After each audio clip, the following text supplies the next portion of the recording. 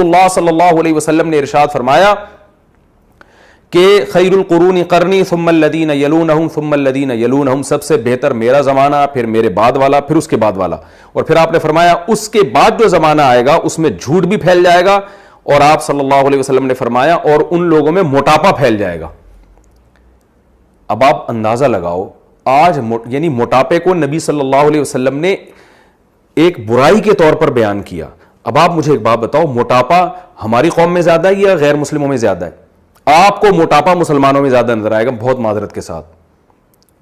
تو اس سے پتہ چلتا ہے کہ ہمارے اندر کوئی فالٹ ہے.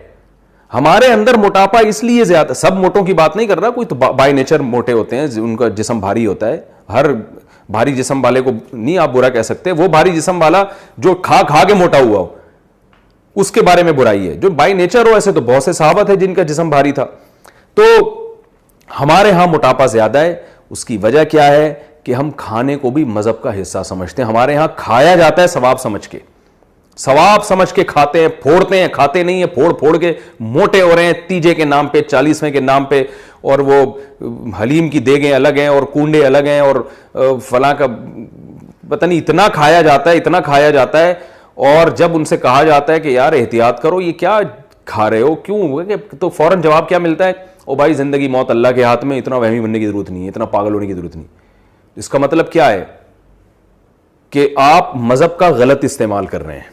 نتیجہ یہی نکلا نا، کیونکہ آپ میں اگر موٹاپا زیادہ ہے، اور ایک طرف اسلام میں صاف طور پر یہ کہا گیا کہ موٹاپا پسند نہیں ہے، اسلام اللہ کو پسند نہیں ہے. حدیث میں تو صراحتاً ہے کہ ایک یہودی سے آپ صلی اللہ علیہ وسلم کی بات ہوئی، وہ بہت موٹا، توند موٹی تھی اس کی، کھا کھا کے موٹا ہو گیا تھا.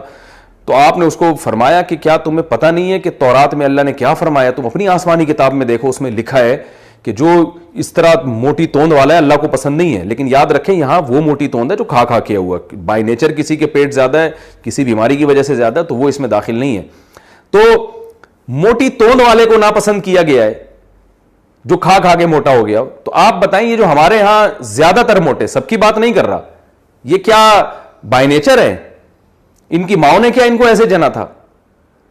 تو اس سے صاف پتہ چلتا ہے بھائی ہمارے معاشرے میں کچھ فالٹ ہے، کچھ دینی لوگوں میں بھی کوئی فالٹ ہے. وہ فالٹ یہی ہے، یعنی ایسا فالٹ ہے جس کی وجہ سے ہماری زندگی صحابہ کی زندگی قریب نہیں ہے.